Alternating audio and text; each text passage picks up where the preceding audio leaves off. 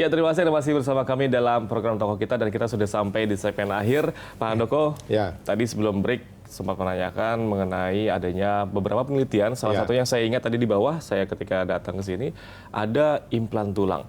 Tadi sedangkan Pak Handoko mengatakan tidak ada ataupun kecuali kedokteran. Jadi implan tulang seperti apa ini maksudnya? Ya, jadi kalau implan tulang itu adalah salah satu dampak sampingan ya sebenarnya. Karena penelitian utamanya sebenarnya teman-teman yang terkait itu ada di material berbasis metal, teman-teman metalurgi kami itu. Jadi implan tulang yang dikembangkan oleh teman-teman itu adalah implan yang sifatnya permanen.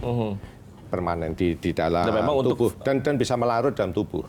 Gitu. Jadi itu untuk mengatasi bukan untuk patah tulang terus dipasang. Kalau itu non permanen.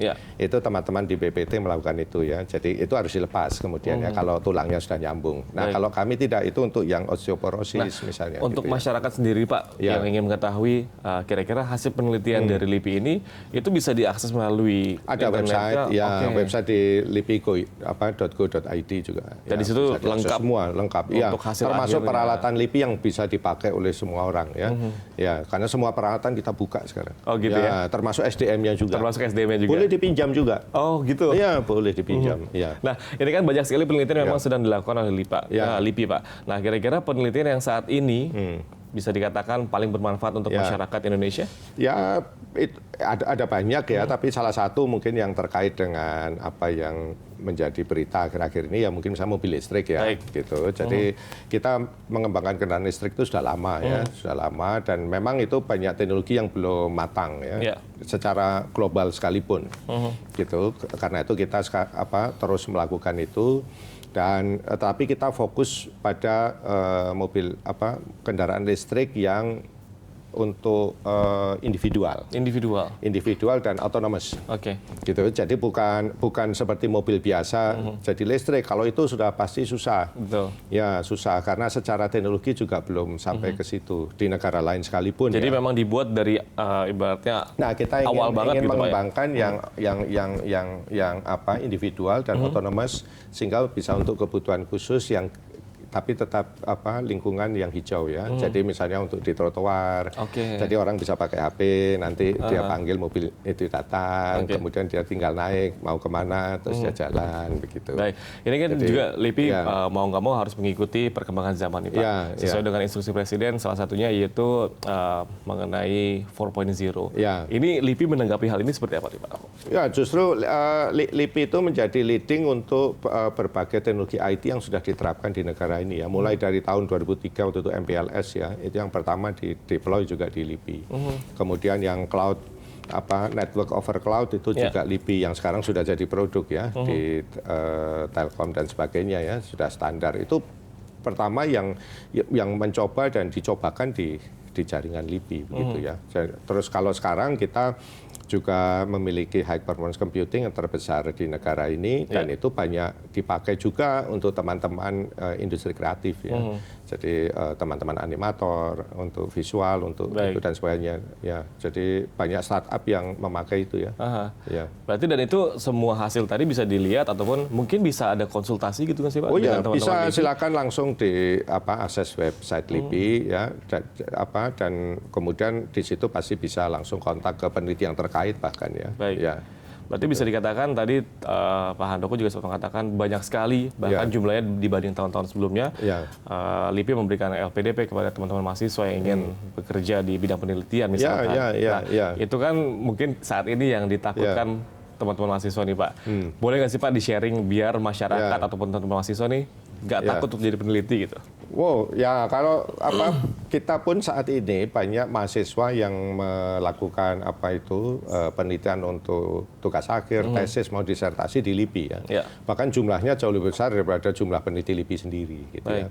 Karena memang semua fasilitas infrastruktur riset kita itu kita buka untuk umum ya. Jadi baik itu infrastruktur instrumennya, peralatannya maupun orangnya. Gitu. Jadi industri pun boleh masuk begitu ya. Bahkan kita fasilitasi. Gitu ya, kita fasilitasi untuk itu termasuk mahasiswa tadi. Nah, nanti kalau mahasiswa itu kalau sudah bekerja dengan orang LIPI sebagian besar biasanya bisa melanjutkan studi ke S2, S3 dan seterusnya, bahkan di luar negeri karena dari jejaring teman-teman kita itu. Betul. Ya kan, nanti kalau sudah lulus kita bisa rekrut lagi. Ya. Jadi ya koneksi pun terbangun sebenarnya di sana, Pak ya. Jadi nggak usah khawatir. Nggak usah khawatir. Ini apalagi ini open platform ya, open platform untuk orang berinovasi siapa saja. Tadi apalagi juga Pak Handoko sudah memastikan bahwa treatment agar masyarakat lebih nyaman lagi dengan penelitian sudah sangat diperbaiki. Iya. Baik dari sisi SDM. Iya, sudah berubah. Nah, ini juga terkait dengan 52 tahun LIPI nih Pak. Ya. Target apa yang memang saat ini belum tercapai dan akan dicapai nanti ya? Ya, jadi LIPI harus menjadi provider dan platform riset utama di negara ini. Ya. Sehingga tidak perlu setiap institusi nanti punya infrastruktur sendiri-sendiri, khususnya terkait infrastruktur ya. Gitu, sehingga semua bisa bekerja bersama, sehingga otomatis kolaborasi itu secara alami juga terjalin. Ya. Itu bagian yang paling susah dan paling krusial sebenarnya di riset itu ya. Gitu, kalau itu bisa kita lakukan, ya kan, otomatis berbagai inovasi yang canggih akan keluar, saya percaya. Gitu. Secara otomatis pasti akan secara keluar. Otomatis akan keluar, ya gitu.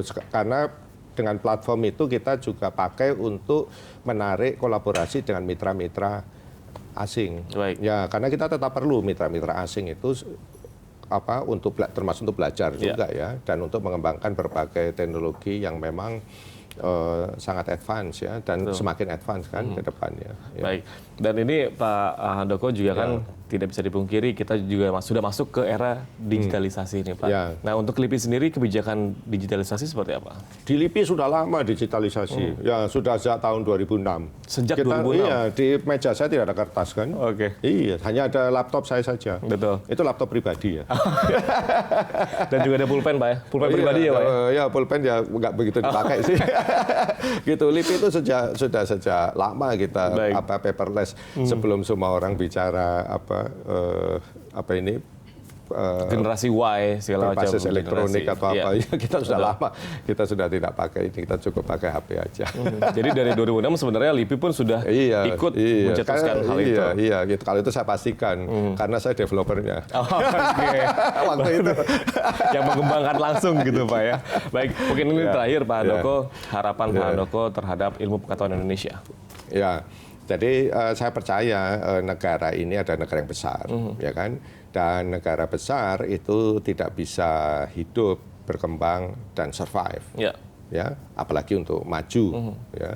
Itu tanpa riset, tidak mungkin. Betul. Ya, tidak mungkin, karena ini sangat besar dari jumlah penduduk, dari skala negara ini juga sangat besar. Jadi saya berharap kita semua itu semakin aware dengan riset, ya tentu saja itu tugas utama kami juga ya untuk melakukan itu, begitu ya. Dan saya percaya riset kita akan mampu bersaing dengan global. Ya. Ya, gitu. Jadi memang harus yakin kepada anak Indonesia bahwa SDM pun kita bisa bersaing dengan negara luar. Bisa, asal kita manage dan men-treat mereka dengan baik dan benar. Betul. Ya. Jadi seperti tadi Pak Handoko katakan, pemirsa ini untuk teman-teman mahasiswa mungkin ya, jadi nggak usah takut jadi peneliti karena tadi treatment baik dari kesejahteraan dan juga ini yang paling penting gajinya sudah tinggi gitu Pak ya? Udah cukup lah. Sudah cukup lah ya untuk kehidupan. Ya. Jadi mungkin bisa bersaing dengan JAK TV. Bisa bersaing dengan JAK TV. Baik, terima kasih banyak Pak Handoko telah meluangkan waktunya, dan pemirsa akhir kata saya Revo dari pamit undur diri dan assalamualaikum warahmatullahi wabarakatuh. Waalaikumsalam. Terima kasih banyak. Terima kasih.